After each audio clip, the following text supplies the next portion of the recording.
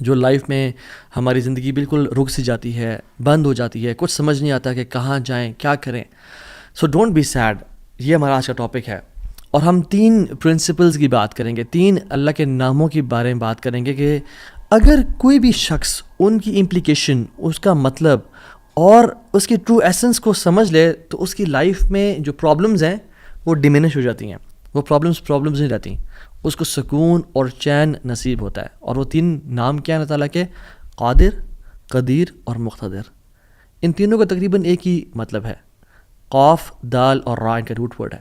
قادر قرآن میں 12 دفعہ آیا ہے، قدیر 45 ٹائمز آیا ہے، اور مقتدر 4 دفعہ آیا ہے. وچ شوز کہ اللہ سبحانہ وتعالیٰ ہر چیز پر فل قدرت رکھتے ہیں. اللہ تعالیٰ ہر چیز پر قادر ہیں. اللہ تعالیٰ اسباب کے محتاج نہیں ہے. جو مسلمان ان ناموں کو سمجھ لیتے ہیں نا، اور آج ہم سمجھیں گے ناموں کو، اور اس کی وجہ سے آپ دیکھیے گا by the end of the session کس طرح سے ہماری مصیبتیں، مشکلات ہمیں چھوٹی ہوئی نظر آتی ہیں، اور ہمیں کچھ پرنسپل سمجھ میں آئیں گے کہ ہم کس طرح سے اللہ تعالیٰ کی اس اس سیکرٹ ڈور آف ہیپینس کو انلاک کر لیتے ہیں. خدا کی قسم مسلمانوں ہمیں خوش ہو جانا چاہیے. وہ کسی چیز کا محتاج نہیں ہے، نہ وہ اسباب کا محتاج ہے، نہ وہ لوگوں کا محتاج ہے، نہ وہ ٹائم اینڈ اسپیس کا محتاج ہے، نہ وہ لاز آف فزکس کا محتاج ہے. ہر چیز اس کی محتاج ہے، وہ کسی چیز کا محتاج نہیں ہے.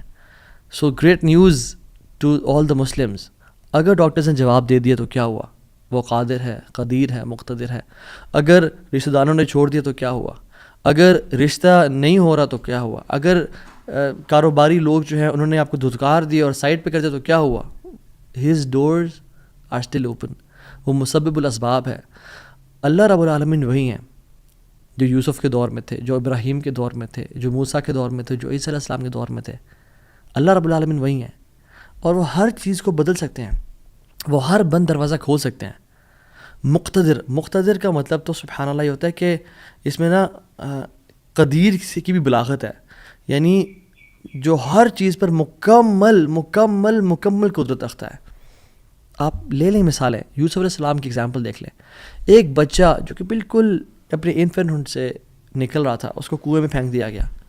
وہاں سے اس کو قافلے نے پرچیز کیا اور بالکل فار پینیز ہی وہ سولڈ. اور عورت نے حملہ کیا ان پہ، گناہ کرنا چاہا، جیل میں ڈال دیا گیا ان کو. ٹھیک ہے، وہ شخص جو کنویں میں پھینکا گیا، جو جیل میں ڈالا گیا، جو اتنا بے بس کہ نہ باپ نہ ماں نہ بھائی، بالکل مصر میں ان نون اسٹرینجر، اور وہ جیل میں بھی ہو، نو کانٹیکٹس، نو پی آر، کیا بنے گا اس کا؟ القدیر نے، المقتدر نے اس کو وہاں سے اٹھا کے ایجپٹ کے تخت پہ بٹھا دیا. اللہ ہر چیز پر قادر ہے. ابراہیم علیہ السلام، باپ بھی چھوڑ گیا، باپ نے کہا تجھے میں رجم کر کے مار دوں گا. ہر کوئی ساتھ چھوڑ گیا، حتیٰ کہ سب جمع ہو گئے ان کے خلاف، اور ان کو برہنہ کر کے ٹاٹا پلٹ میں ڈال دیا. اور وہاں سے جب آگ میں ڈالنے لگے تو کیا پڑھا ابراہیم نے؟ حسبی اللہ و نعم الوکیل، مجھے اللہ کافی ہے. اور کیا ہی وہ نعم الوکیل، کیا بہترین دوست ہے، کیا بہترین کارساز ہے وہ.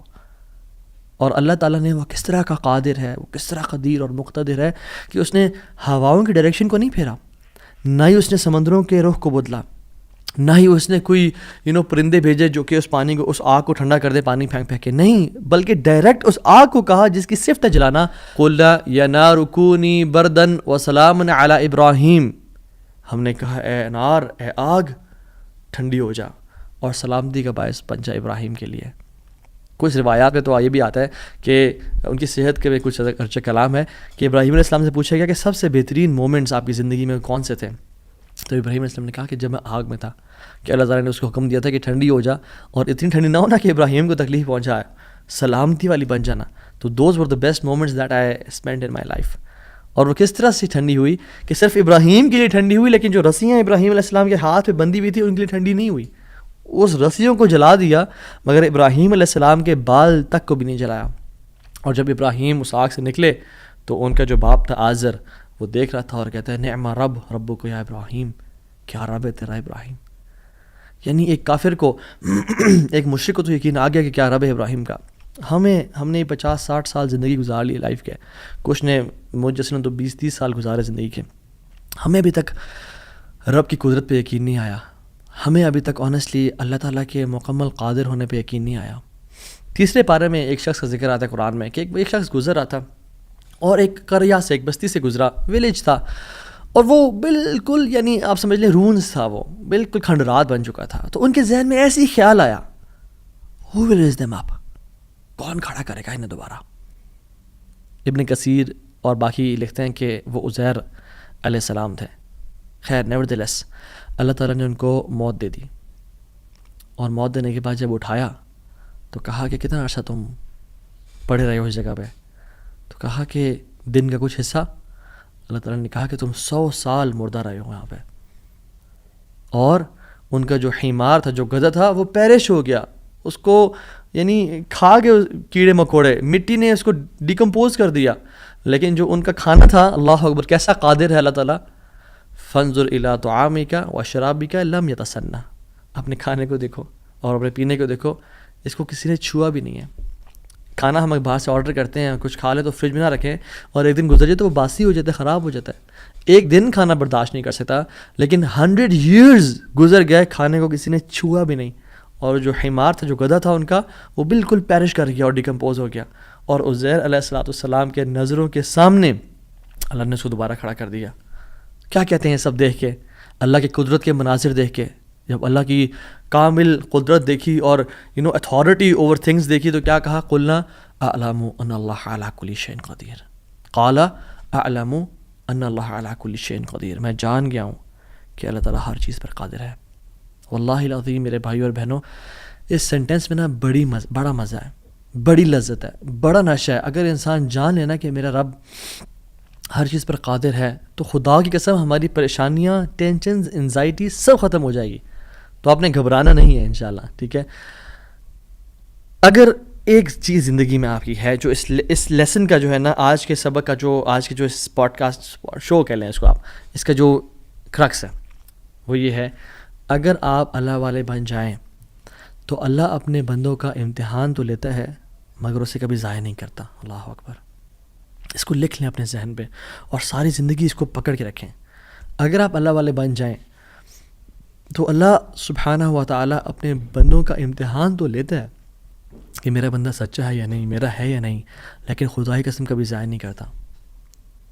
شرط یہ ہے کہ آپ اللہ والے بن جائیں اور نیت صاف ہونی چاہیے. تو میں آپ سے نا آج 3 بیسک پرنسپلز کی بات کروں گا کہ آپ نے اپنی لائف میں کرنا کیا ہے. پہلی چیز، نیت صاف کرنی ہے. اگر آپ اللہ والے بن جائیں اور اپنی نیت آپ صاف کر لیں، اللہ تعالیٰ آپ کو کبھی ضائع نہیں کرے گا. صحیح بخاری کی حدیث ہے، بنی اسرائیل کا واقعہ ہے، اوتھینٹک صحیح بخاری کی حدیث ہے. ایک شخص، اس کو 1000 دینار چاہیے تھے، 1000 دینار چاہیے تھے. وہ ایک شخص کے پاس گیا، اپنے جاننے والے کے پاس، اور کہا کہ مجھے 1000 دینار چاہیے. تو اس نے کہا کہ ٹھیک ہے میں تجھے دے دوں گا، بس تو ضامن ایک لیا جو اس کی ضمانت دے، اور گواہ لیا، میں تمہیں دے دوں گا، مجھے پرابلم نہیں ہے. وہ شخص مسکین تھا، کوئی اس کے جاننے والا نہیں تھا، لیکن اللہ والا تھا وہ. اس نے کہا دیکھ میری بات سن، میرا ضامن بھی اللہ ہے اور میرا گواہ بھی اللہ ہے، میں اللہ کو گواہ بنا کے کہہ رہا ہوں کہ میں تمہیں واپس کروں گا. اس کو اس بندے کی تقوی پہ یقین آیا اور اس نے کہا کہ چلو میں دے دیتا ہوں، یہ اللہ کو گواہ بنا رہا ہے، اتنا بڑا جھوٹا تو نہیں ہوگا. اور یہاں پہ آئی پاز، میرے بھائیوں بہنوں، پاکستان کے لوگوں، انڈیا، بنگلہ دیش، جہاں سے بھی لوگ دیکھ رہے ہیں، اللہ کا نام لے کے نہ کبھی کسی کو دھوکہ نہ دو. ویسے بھی دھوکہ کسی کو نہیں دینا چاہیے، لیکن اسپیشلی اللہ کی قسم کھا کے یا اللہ کا نام لے کے کسی کو دھوکہ نہ دو. یاد رکھیں جو اللہ کا نام لے کے سچ بولتا ہے نا، اللہ تعالیٰ اس کی غیبی خزانوں سے مدد کرتا ہے. اور جو اللہ کا نام لے کے دھوکہ دیتا ہے لوگوں کو، اللہ اس کو تباہ و برباد کر دیتا ہے. تو اس شخص نے کیا کیا، اس نے کہا کہ میرا ضامن بھی اللہ ہے، میرا گواہ بھی اللہ ہے. تو اس نے دے دیا، اس نے کہا میں تجھے اللہ کے اس نام پہ تجھ پہ میں ٹرسٹ کرتا ہوں. یہ شخص پیسے لے کے اس نے کاروبار کرنا تھا، یہ چلا گیا. یہ جب کشتی پہ بیٹھا، سوار ہوا، دوسری طرف اترا، اپنا کام شام کیا، واپس آیا. جو دن اور جو مقرر وقت آیا ہوا تھا، جب وہ کشتی پہ آیا واپس، ایک سمندر کے پار یہ شخص تھا، تو جو لاسٹ کشتی تھی وہ نکل گئی. یہ سر پکڑ کے بیٹھ گیا کہ میں نے تو آج وعدہ کیا تھا اور اللہ کو ضمانت دار بنایا تھا اور گواہ بنایا تھا. اب اگر میں آج اس تک مال نہیں پہنچاتا تو وہ کیا سوچے گا میرے بارے میں، اور اس کا تو ٹرسٹ اٹھ جائے گا، یعنی کہ میں نے اللہ کے نام پہ جھوٹ بولا اسے. تو آخری کشتی چلی گئی تھی. اس کے بعد تو کشتی نے اس دن جانا نہیں تھا، تو اس نے کیا کیا کہ یا اللہ میں نے تجھے ضمانت دار بنایا ہے اور تجھے میں نے گواہ بنایا ہے، تو تیرا کام ہے اس مال کو پہنچانا. اس نے ایک ووڈ لاگ لیا، اس میں سوراخ کیا، اس میں اس 1000 دینار. سبحان اللہ. 1 دینار از اے گولڈ کوائن. اور آپ ایک گولڈ کوائن کی آج آپ ورتھ لگا لیں, ان لیکس, ان ملینز. اس نے کیا کیا, اس کو اس ووڈ بلاک میں ڈالا, پرچی لکھی اور اس میں ڈال کے نا بسم اللہ پڑھ کے آگے بہا دیا کہ اللہ تجھے میں نے ضمانت دار بنایا, تجھے میں نے گواہ بنایا, اب تیرا کام ہے اس کو. یہ شخص یہاں ویٹ کر رہا تھا اور یہ شخص اپنا مال لینے کا یہاں انتظار کرتا تھا, اور یہ شخص یہاں پہ کھڑا تھا, اس نے مال کو دے دیا. اور سبحان اللہ, اللہ تعالیٰ نے کیسا قادر ہے, کیسا قدیر ہے, اس نے اس ہواؤں کو رخ پھیر دیا. اور وہ بندہ وہاں انتظار کرتا تھا, اور اس کے بندے کے پاس وہ ووڈ لاک پہنچا, اور اس نے اس کو دیکھا, اس میں پرچی تھی, اور پرچی نکالی, اور اس کو کھول کے دیکھا کہ اس کے 1000 دینار تھے. وہ بڑا حیران ہوا کہ یہ مجھ تک کیسے پہنچے. خیر, یہ جو شخص تھا جس نے بھیجے تھے, یہ اگلے دن دوبارہ جو سب سے پہلی کشتی ملی اس پہ روانہ ہوا اور اس بندے کے پاس پہنچا, اور 1000 دینار لے کے الگ سے کہ پتہ نہیں وہ پہنچے نہیں پہنچے, میں اس کو اس کا حق تو دے دوں. اس نے کہا کہ یہ تمہاری امانت, معذرت تھوڑی تاخیر ہوگی مجھ سے. کہتے ہیں تو کل تم نے مجھے پیسے نہیں بھیجے؟ کہتے ہیں میں نے بھیجے. پھر اس نے کہا جس رب پہ تو نے توکل کیا ہے نا, جس رب کو تو نے ضمانت دار بنایا تھا, اس رب نے تیرا مال مجھ تک پہنچا دیا, مجھے اس مال کی ضرورت نہیں ہے. ہم کیوں بات بات پریشان ہوتے ہیں؟ کیا کمی ہے ہماری زندگی میں؟ شاید توکل کی کمی ہے, قرآن پڑھنے کی کمی ہے, عبادات کی کمی ہے, حلال اور حرام کی پرواہ کرنے کی کمی ہے, نظروں کی حفاظت کرنے کی کمی ہے. ہماری زندگی میں کچھ کمی ہے جس کی وجہ سے ہم اللہ تعالیٰ کے اس اللہ تعالیٰ کے ناموں کی وجہ سے ہم we are not living to our فلسٹ.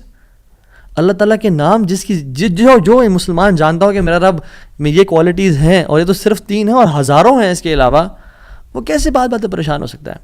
وہ کیسے انزائٹیز اور پریشانی سے گزر سکتا ہے؟ اس کو پتہ ہے کہ میرا رب ہر چیز پر قادر ہے. قل هو القادر على ان يبعث عليكم عذابا من فوقكم. وہ قادر ہے کہ اس بات پہ کہ تم پہ عذاب لے آئے. ان المتقین فی جنات ونہر فی مقعد صدق عند ملیک مقتدر. عند ملیک مقتدر, وہ مقتدر بھی ہے, وہ ہر چیز پر قادر ہے.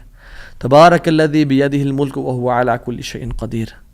وهو علی کل شیء قدیر, وہ قادر بھی ہے, قدیر بھی ہے, مقتدر بھی ہے. تو پریشانی کس بات کی ہے جب ہمارا رب ہے اور وہ ہر چیز کو کنٹرول کر سکتا ہے, اور ہم اگر اللہ والے بن جائیں تو پھر آپ یقین جانیں کوئی مسئلہ نہیں رہے گا. ہر پریشانی کو وہ آسانی میں ایسے بدل سکتا ہے. اس نے صرف کن کہنا, وہ بدل جائے گا.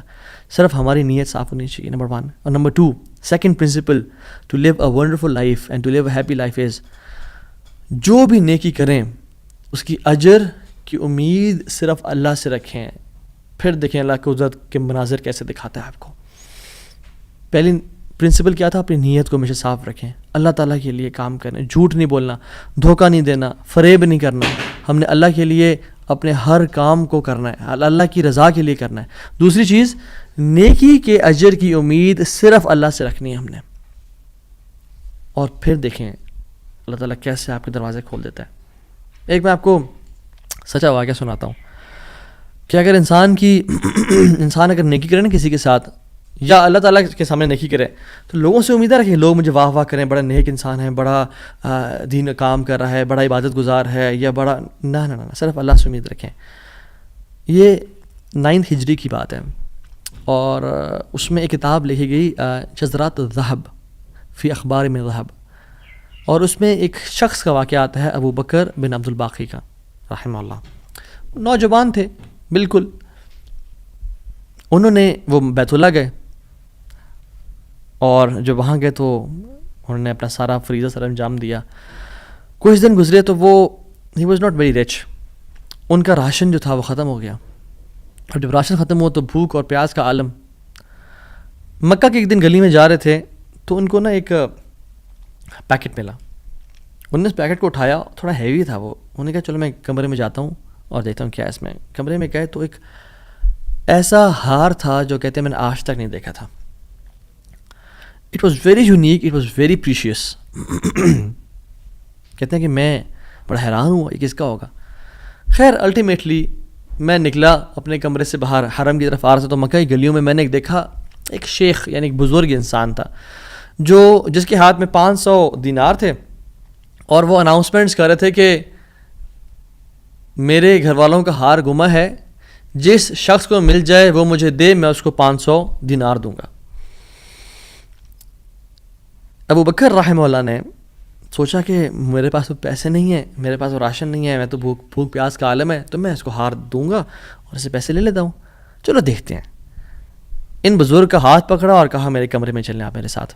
کمرے میں گئے تو کہا آپ سے 3 سوال ہیں, آپ اس پیکٹ کی نشانی بتائیں, جس چیز سے اس پیکٹ کو باندھا گیا اس کی نشانی بتائیں, اور اس ہار کی نشانی بتائیں. صرف 3 نشانیاں بتا دیں, میں آپ کو وہ دے دوں گا. جیسے ہمیں کوئی چیز ملے تو ہم کہتے ہیں کہ آپ یہ 3, اور اگر کوئی انسان کھوٹا ہوتا ہے نا تو وہ کہتا ہے مجھے 50 نشانیاں بتائیں یا مجھے 60 نشانیاں بتائیں, اور کوشش کرتے ہیں ایک نہ ایک تو غلط بتا ہی دے گا تو ہار میرا ہو جائے گا. لیکن ہی وہ سنسیئر, انہوں نے کہا 3 نشانیاں, پیکٹ کیسا ہے, اس کو کس چیز سے باندھا گیا اور اس کا ہار کیسا ہے. تو انہوں نے کہا پیکٹ ریشم کا ہے. انہوں نے کہا بالکل ٹھیک ہے آپ نے. انہوں نے کہا کہ جو پیکٹ جس چیز سے پیکٹ کو باندھا گیا ہے وہ بھی ریشم کا دھاگا ہے. انہوں نے کہا بالکل ٹھیک ہے آپ نے. اور تیسرا چیز کا انہوں نے کہا اس میں 30 نگ لگے ہوئے ہیں اس ہار میں. انہوں نے کھولا اس ہار کو, دیکھا 1 2 3 4 5 6 30 کمپلیٹ, یہ آپ کا ہار. تو انہوں نے کہا یہ 500 آپ کے دینار. کہتے ہیں نہیں مجھے نہیں چاہیے. کہتے ہیں کیوں بیٹا, میں نے تو وعدہ کیا تھا کہ میں شخص دوں گا. کہتے ہیں میں نے اللہ کے لیے کام کیا ہے, یہ مجھے چیز ملی تھی, میرا ایز اے مسلمان میرا حق تھا کہ میں امانت کو واپس ادا کروں, تو میں آپ سے اس کا اجر نہیں لوں گا. حالانکہ ان کو نیڈ تھی, لیکن کہا کہ نہیں میرا اجر اللہ تعالیٰ سے, واللہ لا اخذھا, کہ میں اللہ کی قسم اس کو نہیں لوں گا آپ سے. وہ بحث کرتے تھے کہ لو تم نے لینا ہے, وہ کہتے ہیں میں نہیں لینا آپ سے, آپ چلے جائیں, یہ میں نے اپنا امانت ادا کی ہے, میں نے کوئی احسان تو نہیں کیا آپ پہ. وہ بزرگ بڑا حیران ہو کہ یہ کیسا نوجوان ہے. خیر وہ چلے گئے. کچھ عرصے بعد ابو بکر بن عبد الباقی رحمہ اللہ کہتے ہیں کہ میں فائنینشلی اسٹیبل نہیں تھا, تو میں نکلا کچھ تجارت کرنے کے لیے. تو میں جس شپ پہ بیٹھا ہند کی طرف میں نے سفر کیا, سافرت الی الہند, میں ہند کی طرف جانے لگا. اور کہتے ہیں جب راستے میں تھا تو اتنے برے طوفان نے ہماری شپ کو ہٹ کیا کہ پانی شپ کے بیچ میں آ گیا اور لاگز بکھر گئے اور وہ کشتی ٹوٹ گئی. کچھ لوگ ڈوب گئے, کچھ لوگ چیخ چلا رہے تھے. میرے ہاتھ میں ایک لکڑی کا بہت بڑا ووڈ لاگ لگا, لکڑی کا ایک پھٹا سا لگا, میں نے اس کو زور سے پکڑ لیا. وہ مجھے جو ہے نا وہ سلولی اینڈ گریجولی کنارے پہ لے آیا. میں جب اس آئلینڈ پہ پہنچا تو دیکھا الحمدللہ وہاں پہ بالکل وہ ابینڈنڈ آئلینڈ نہیں تھا, وہاں پہ لوگ آباد تھے. کہتے میں جب اندر گیا آئلینڈ کی طرف اور دیکھا الحمدللہ مسلمان لوگ تھے اور وہاں پہ مسجد بھی تھی اور گھر بھی بنے ہوئے تھے. تو کہتے ہیں میں سیدھا مسجد چلا گیا. ایسے لانگ اسٹوری شارٹ کر کے بتاتا ہوں. میں مسجد میں کہتے ہیں میں نے جا کے قرآن پڑھنا شروع کر دیا. جب قرآن پڑھا تھا تو ایک مزدور آیا میرے پاس اور کہتا ہے کہ آپ تو بڑا پیارا قرآن پڑھتے ہیں, اور ہمارے تو اس آئلینڈ پہ آپ کہاں سے آئے ہیں؟ ہمارا تو اس آئلینڈ پہ یعنی کوئی اچھا قاری نہیں ہے موجود کہ جو قرآن ایسے پڑھے. ماشاء اللہ یو ریسائٹ بیوٹیفل قرآن. تو آپ ایک کام کریں, آپ پلیز میرے بچوں کو پڑھا دیں. سلولی اینڈ گریجولی لوگ آتے گئے اور ان کو اپنے بچے پڑھاتے گئے, اور وہ ابو بکر رحمہ اللہ اس مسجد کے بڑے نوبل شخص بن گیا کہ لوگ ڈیمانڈ تھی بہت زیادہ, قرآن پڑھ کسی کو آتا نہیں تھا, تو انہوں نے اپنے بچوں کو لایا اور لوگ بھی پڑھنا شروع ہو گئے, اور ان کو اس مسجد کا ایک طرح سے لیڈر بنا دیا کہ آپ اس کو رن کریں. کچھ عرصے بعد جب ابو بکر رحمہ اللہ کہتے ہیں میں ابھی جاتا ہوں اس آئلینڈ کو چھوڑ کے, مجھے نکلنا ہے یہاں سے, مجھے اپنے گھر کی طرف اور اپنے بزنس کی طرف واپس جانا ہے, تو مجھے اجازت دیں. تو ان لوگوں نے بڑا ان کو پش کیا اور کہا کہ نہیں آپ نہ جائیں, آپ کی آنے کی وجہ سے ہمارے پورے آئلینڈ میں قرآن کی تعلیم پھیل رہی ہے, you such a noble and wonderful gentleman, آپ پلیز یہیں پہ رکیں. تو انہوں نے کہا کہ نہیں بھائی میری لائف ہے, میں نے شادی بھی کرنی ہے اور سب کو. کہتے ہیں ہم آپ کو یہاں پہ رہائش دیں گے, ہم آپ کو یہاں پہ شادی کرائیں گے آپ کی, آپ یہاں پہ رکیں. تو انہوں نے کہا چلو ٹھیک ہے, اگر میرا معاش کا سلسلہ چل پڑتا ہے قرآن کو پڑھا کے اور باقی کام شام کر کے اور مجھے گھر اور بیوی مل جاتی ہے تو I can think to leave here. انہوں نے ان کی شادی کر دی ایک عورت سے اور کہا کہ یتیم لڑکی ہے اس سے آپ کی ہم شادی کرتے ہیں. ہے تو وہ یتیم لیکن ہے بڑی مالدار وہ, کیونکہ اس کا باپ جو تھا وہ بڑا رچ انسان تھا. انہیں کہا ٹھیک ہے. جب ان کا نکاح ہوا اور اس لڑکی کے پاس جب آ کے بیٹھے, یعنی جو فرسٹ نائٹ, جب اس لڑکی کو دیکھا اور اس سے گلے پہ نظر پڑی تو وہ حیران ہو گئے. یہ دیکھے کہ جو مکہ کی گلیوں میں ان کو جو ایک نیکلیس ملا تھا وہ اس لڑکی نے اپنے گلے میں پہنا ہوا ہے. وہ بڑے حیران اور پریشان ہو گئے. کچھ ٹائم بعد جب لوگوں نے پوچھا سب معاملات ٹھیک ہیں, سب سیٹ ہے, کوئی مسئلہ پریشانی تو نہیں, کہتے ہیں کہ سب ٹھیک ہے الحمدللہ. ایک چیز میرے ذہن میں ہے جو جس کا جواب نہیں ملا مجھے. کہتے ہیں کہ جو میری بیوی ہے, اور میں سے پوچھ بھی نہیں سکا ابھی تک کیونکہ حیا اور شرمندگی ویسے کہ تم نے کہاں سے ملا, because it's very expensive necklace. کہیں اس کو یہ لگے کہ میں لالچی انسان ہوں یا میری نظر اس کے نیکلیس پہ ہے. تو یہ نیکلیس اس کو کہاں سے ملا؟ مجھے تو مکہ کی گلیوں میں ملا تھا اور میں نے ایک بزرگ انسان کو دیا تھا. وہ لوگ کیا کرنا شروع ہو گئے؟ فَحَلِّلُوا وَكَبِّرُوا، وہ کہہ رہے لا الہ الا اللہ، اللہ اکبر اللہ اکبر کہنا شروع ہو گئے وہ لوگ. اور کہتے ہیں کہ تم وہ نوجوان ہو. کہتے ہیں کہ اس کا باپ جو اس علاقے کا ایک بڑا انسان تھا، وہ ہمارے پورے اس علاقے میں ایک کہانی سنایا کرتا تھا کہ ایک شخص مجھے ملا، اس شخص سے زیادہ نیک انسان میں نے آج تک نہیں دیکھا، اس سے زیادہ امانت دار شخص میں نے آج تک نہیں دیکھا. وہ ہمیں ایک لڑکے کی کہانی سنایا کرتا تھا کہ ایسے ایسے اس کو نیکلیس ملا، اس نے مجھ سے پیسے نہیں لیے اور مجھے وہ اتنا قیمتی ہار واپس دے دیا. اور وہ باپ اللہ کا نہیں، وہ دعا کیا کرتا کہ یا رب میری بیٹی کی شادی اس بندے سے کروا دے یا رب جس نے مجھے وہ ہار ڈھونڈ کے دیا تھا. اور آج آپ یہاں پہ آ گئے، اللہ تعالیٰ کیسے آپ کو یہاں پہ لے کے آیا. اور وہ بڑا حیران ہوئے کہ سبحان اللہ، کس طرح سے انہوں نے ہار اللہ کے لیے دیا اور اس کا اجر صرف اللہ سے کی امید رکھی، اور اللہ تعالیٰ نے کہاں سے لا کے ان کو یہاں پہ ان کی شادی کروائی اور ان کی لائف کو سیٹل کیا، اور ہار بھی ان کو واپس لوٹا دیا.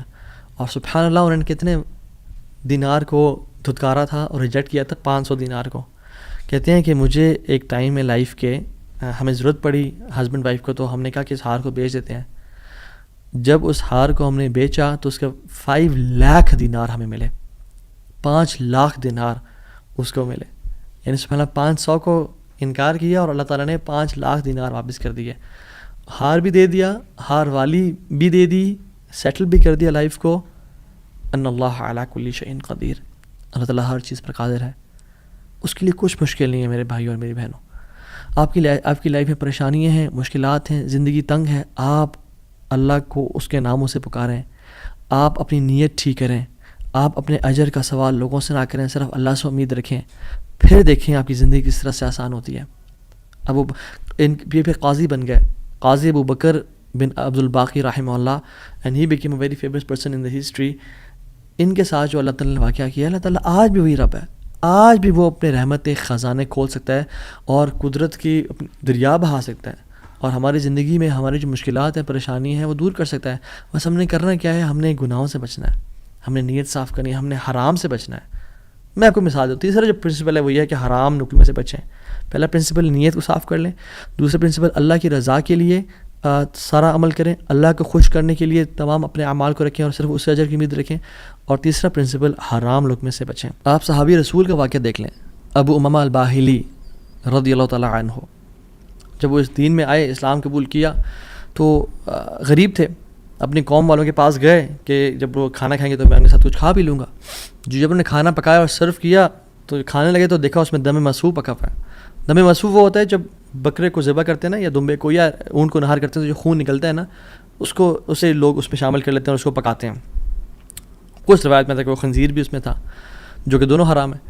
تو انہوں نے شدید بھوک کی حالت میں سے ہاتھ بڑھایا اور دیکھا دم مسفوح ہے تو اس کو چھوڑ دیا اور کہا یہ ناجائز اور حرام ہے. تو قوم والوں نے کہا تمہیں بڑا حرام حلال کی پرواہ، تمہیں کیا ہوا؟ کہتے ہیں کہ میں ایمان لے کے آ گیا ہوں اللہ تعالیٰ پہ اور اللہ کے نبی صلی اللہ علیہ وسلم پہ، میں اسلام ہو گیا ہوں، میں نے اسلام قبول کر لیا اور میں مسلمان ہو گیا ہوں. تو انہوں نے کہا کہ اچھا ٹھیک ہے، بڑے تم آئے ہو نیک، جیسے آج کل کے لوگ کہتے ہیں نا تم بڑے مولوی ہو گئے ہو. تو نہیں کہا کہ تم بڑے مولوی ہو گئے ہو، تو تمہارا دین مبارک ہو، بہرحال یہی کھانا تو یہ تم نے کھانا تو کھاؤ، نہیں کھانا تو نکل جاؤ یہاں سے.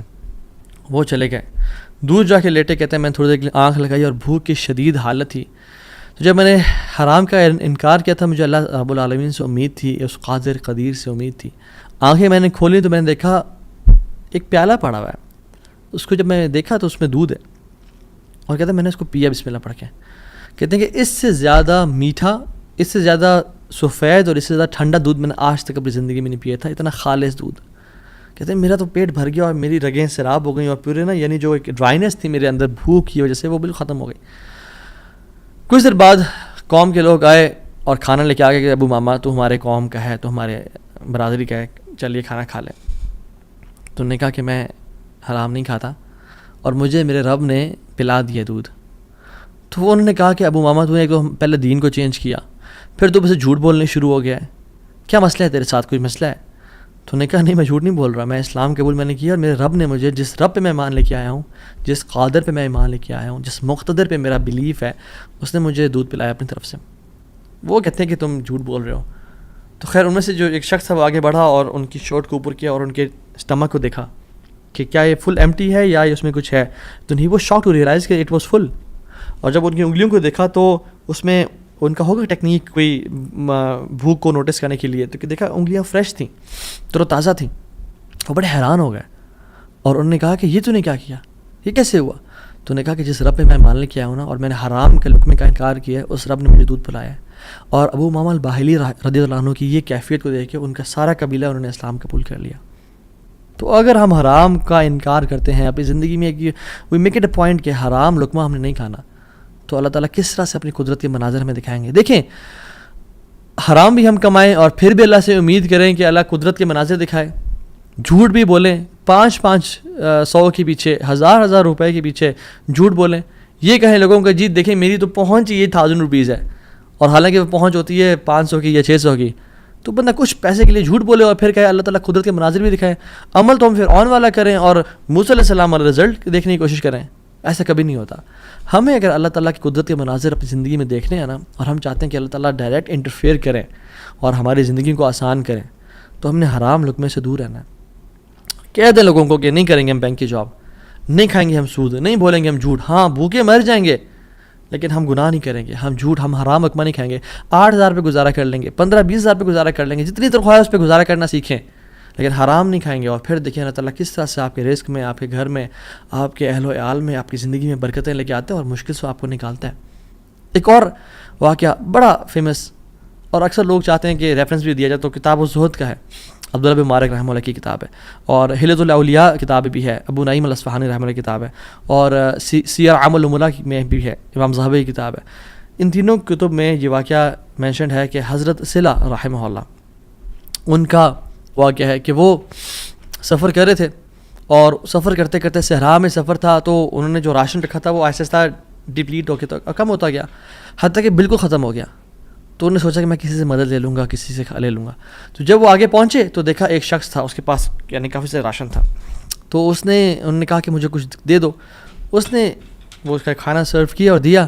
تو اس کا جو بیسکلی روٹی تھی, یا جو ایک پراٹھا ٹائپ کا تھا, اس کو پگ فیٹ سے پکایا ہوا تھا. اس پہ جو ایک جو بیسکلی جو فیٹ تھا وہ پگ کا تھا. جب ان کو پتہ چلا کہ یہ اس میں سور کی چربی کا استعمال کیا گیا جو حرام ہے, تو انہوں نے اس کا انکار کر دیا. آگے گئے, ایک اور شخص ملا, وہ بڑا کمزور اور ویک سے تھا اور تھوڑا سا اس کے پاس مال تھا. تو انہوں نے کہا میں کھا لوں اسے. تو انہوں نے کہا دیکھو تم میرے مسلمان بھائی ہو, تم کھا تو لو لیکن مجھ پہ ظلم نہ کرنا, میرا بہت لمبا سفر ہے, اگر تم نے کھانا کھا لیا تو میں رول جاؤں گا, میں برباد ہو جاؤں گا, میرا سفر ختم ہو جائے گا, تو مجھ پہ ظلم نہ کرنا. تو انہوں نے اس کو بھی چھوڑ دیا, حرام کا لقمہ چھوڑا, ظلم کو چھوڑا. اور کہتے ہیں میں آگے جا رہا تھا تو اپنے گھوڑے پہ سوار تھا اور بھوک کی ایک مدہوشی تھی.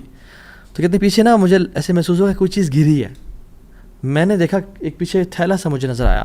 میں گھوڑے سے اترا اور پیچھے جا کے دیکھا تو وہ ایک سفید کھجور کے پتوں میں لپٹا ہوا ایک تھیلا تھا, جس کو جب میں نے کھولا تو اس میں تازہ اور بے موسمی کھجوریں تھیں, جو کھجوریں اس سیزن میں ہوتی نہیں تھی پیدا. اور کہتے ہیں میں نے ان کو کھایا, اپنے آپ کو پیٹ بھر کے یعنی فل کر لیا, اور میرے رب نے مجھے وہ کھلا دی. اللہ تعالیٰ قادر ہے ہر چیز پہ. اللہ تعالیٰ اسباب کا محتاج نہیں ہے, نہ ہی لوگوں کا محتاج ہے, نہ سیزنز کا محتاج ہے کہ یہ سیزن میں یہ فروٹ آئے گا. مریم علیہ السلام کو دیکھیں, آپ ان کو دیکھیں, انہوں نے کس طرح سے اللہ تعالیٰ نے ان کو بے موسمی فروٹ سرو کر دیے. تو انہوں نے حرام کا انکار کیا, ظلم سے بچے, کسی مسلمان پہ ظلم نہیں کیا, اللہ تعالیٰ نے اپنی قدرت کے مناظر دکھا دیے. تو ہمیں کیا سمجھ آتی ہے اس سے؟ ہم اگر اپنی لائف میں اللہ والے بن جائیں تو اللہ تعالیٰ ہمیں امتحان تو لے گا ہمارا, مگر کبھی ضائع نہیں کرے گا ہمیں. یاد رکھیں اس بات کو, یہ اپنے ساتھ لکھ لیں, اللہ کبھی ضائع نہیں کرے گا ہمیں. بس مایوسی ختم کر دیں, جتنا اللہ دے رہا ہے اس پہ گزارا کرنے شروع ہو جائیں, اللہ تعالیٰ کی ڈسٹریبیوشن پہ راضی ہو جائیں, اور اللہ تعالیٰ سے دعائیں کریں کہ یا رب میں تو ایسا سنسیئر بنوں گا یا بنوں گی, میں گناہوں سے بچوں گا, میں ہر قسم کے ظلم, زیادتی اور حرام سے بچوں گا, میں اپنی نیت کو خالص اور صاف رکھوں گا. ٹھیک ہے, جو 3 ہم نے پرنسپلس پڑھے آج, نیت کو خاص اور خالص رکھنا اللہ کی رضا کے لیے, جو بھی عمل کریں اللہ سے اجر کی امید رکھیں, لوگوں سے اجر کی امید نہ رکھیں, اور تیسری چیز حرام کا لقمے سے بچیں. یہ 3 آپ کام کریں, اللہ تعالیٰ کس طرح سے آپ کو اپنی قدرت کے مناظر دکھائے گا. آپ حیران ہو جائیں گے کہ اللہ تعالیٰ کس طرح سے آپ کو رزق دے گا, من حیث لا یحتسب, وہاں سے روزی دے گا جہاں سے آپ نے امیجن نہیں کیا ہوگا. اللہ تعالیٰ وہاں سے آپ کی ڈور اوپننگ کر دے گا, آپ نے کبھی امیجن نہیں کیا ہوگا, بس کرنے کی دیر یہ ہے. تھوڑا سا نہ رک جایا کریں, تھوڑا سا صبر کر لیا کریں, تھوڑا سا جلد بازی نہ کیا کریں, فوراً سے تھوڑا سا رک جایا کریں. اگر گناہ ہے نا اور سمجھ رہے کہ ظلم ہے, تھوڑا ویٹ کر لیا کریں, اللہ تعالیٰ وہ ٹیسٹ کر رہا ہوتا ہے, تھوڑا انتظار کر لیں, اور پھر کچھ دنوں بعد یا کچھ مہینوں بعد دیکھیں اللہ تعالیٰ کس طرح سے آپ کو نواز دے گا. جیسے قاضی ابو بکر رحمہ اللہ کے ہم نے کسی کو پڑھا, انہوں نے اس 500 دینار کا یعنی انکار کیا, انہوں نے کہا میں ڈیزرو نہیں کرتا یہ, تھوڑا سا ویٹ کر لیا, اللہ تعالیٰ نے کس طرح سے ان کے راستے کھول دیے. اور آپ باقی بھی اپنے واقعات سنیں کہ اگر ہم تھوڑا سا ویٹ کر لیں, اللہ ٹیسٹ کرتا ہے انسان کو کہ یہ ابھی اجرت اختیار کرتا ہے, ارجنسی میں اس چیز کو لے لیتا ہے اور حرام کما لیتا ہے, فوراً سے ایزینس کو پسند کرتا ہے, یا میری رضا کے لیے تھوڑی سی انکمفرٹیبلٹی کو پسند کرتا ہے, اور پھر میں اس کی لائف کو آئندہ آنے والے دنوں میں کمفرٹیبل بنا دوں گا. So decide for yourself right now. اور میری اللہ تعالیٰ سے دعا ہے کہ یا اللہ تو قادر ہے, تو قدیر ہے, تو مقتدر ہے, تو ہر چیز پر نہایت غالب ہے, تو ہم میں سے جس جس کی پریشانیاں ان کی پریشانیوں کو آسانیوں میں بدل دے, جو دکھی ہیں, اداس ہیں, انزائٹی ڈپریشن میں ہیں, ان کی انزائٹی ڈپریشن کو خوشیوں میں بدل دے, اور ہر قسم کی مصیبت کو ہم سے دور لے جا, اور ہر قسم کی آسانی اور اپنی رحمت کو ہمارے بس میں لکھ دے, ہماری قسمت میں لکھ دے. ہمیں اپنے اوپر ایمان, کامل ایمان لانے کی توفیق عطا فرما, اور ہمیں ہر گناہ سے, ہر بدنیتی سے, ہر قسم کے ظلم اور زیادتی سے بچا لے, حرام کے لقمے سے یا اللہ ہمیں اور ہمارے اولاد کو بچا لے. اور پھر دیکھیں انشاءاللہ اللہ تعالیٰ کس طرح سے بہترین مدد کرتا ہے. وحسن اولئک رفیقا, اور پھر اللہ ہمیں ایسے لوگوں میں سے شامل کر لے گا کہ جو نبیین ہیں, صدیقین ہیں, شہداء ہیں, صالحین ہیں. اللہ اپنے قریبی لوگوں میں سے ہمیں شامل کر لے گا انشاءاللہ تعالیٰ. امید ہے اس لیسن سے مجھے تو بہت الحمدللہ فرق محسوس ہو اپنی زندگی میں, اور آپ لوگوں بھی بہت لرننگ کی توفیق ملی ہوگی انشاءاللہ, اور بہت بینیفٹ پہنچائے گی یہ باتیں انشاءاللہ آپ کی زندگی میں. بارک اللہ فیکم, والسلام علیکم ورحمۃ اللہ وبرکاتہ.